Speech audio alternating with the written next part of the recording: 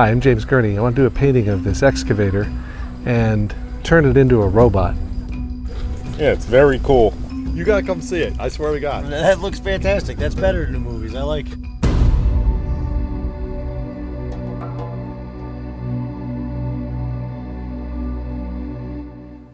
The method that I'm going to use for making a maquette is real simple and real fast.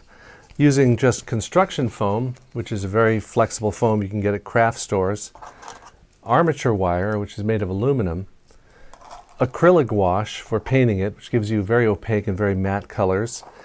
The other tools I'll need are a cutter, a pair of pliers, and a wire cutter, and then a pencil and paper. And it's always important in building a maquette to start by drawing a very simple design. And then once I have him drawn up, I can cut out all the pieces using a mat knife and then glue them together here with a hot glue gun. And I'm using two thicknesses of the construction foam, a thinner yellow and a thicker black, and then a real thick piece of black foam that I found in a packing box.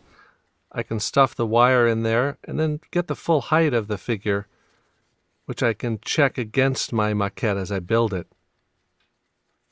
The armature wire goes right through like a skeleton, and I can sandwich the black and the yellow pieces using this hot glue and let the armature wire run right through the space between the two pieces. The glue's pretty hot for a few seconds, but it gives you enough time to assemble it. This makes a maquette that's fully posable without having to worry about articulated mechanical joints. But I want to change the color to look more like those construction equipment excavators, so I use acrylic wash. It's really an acrylic that dries matte and is very opaque. And I use enough yellow to cover that black, and then kind of age the whole look to make it look a bit rustier. So as I go along, I can add some reddish color at the edges where it might be sort of bashed and scratched and rusty, just like some of the older equipment I was looking at.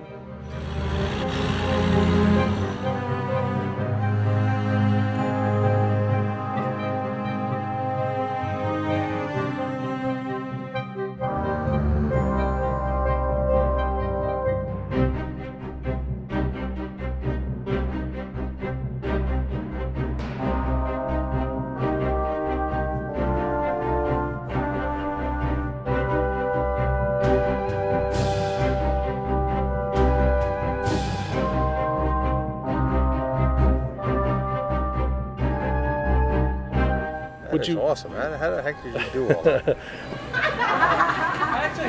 I think that you can take this photograph anywhere in the United States, so it's interesting that it is so normal for people to see like this environment.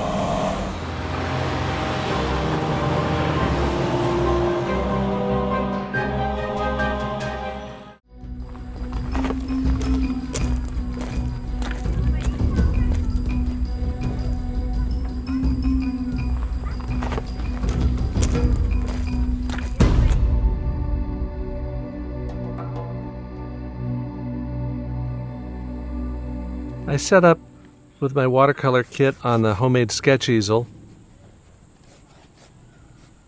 and I draw it in pencil first, trying to match the forms as closely as I can.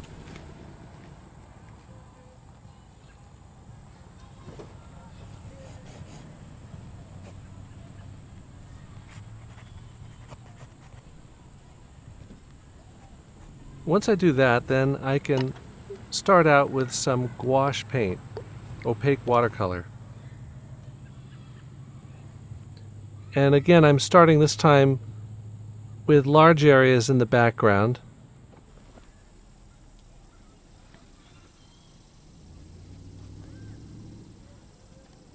Mainly the dark greens of the foliage behind it. And then I can go in with the yellow of the excavator color in shadow. It's a fairly dark yellow.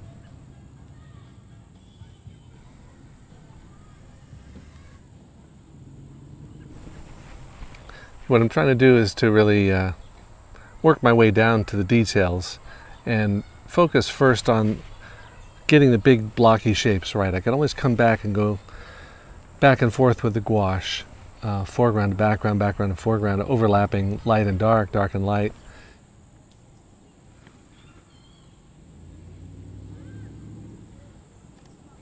So you don't have to go strictly foreground to background. Now, even the finest details with a small brush like this, I can get fairly close in, but only paint the details that interest me the most and that are the most important part of the function of this. I'm kind of translating these forms in my mind to how they'll look to the robot, but by doing this study I can really zoom in on the parts of the machine that interest me the most.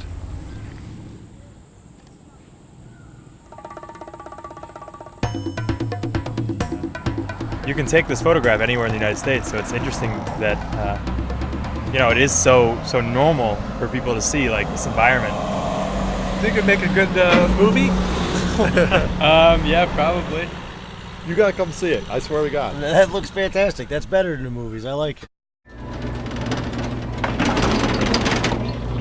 Here's a little like a BMW four-door that might be kind of fun. Or, yeah, you can even open.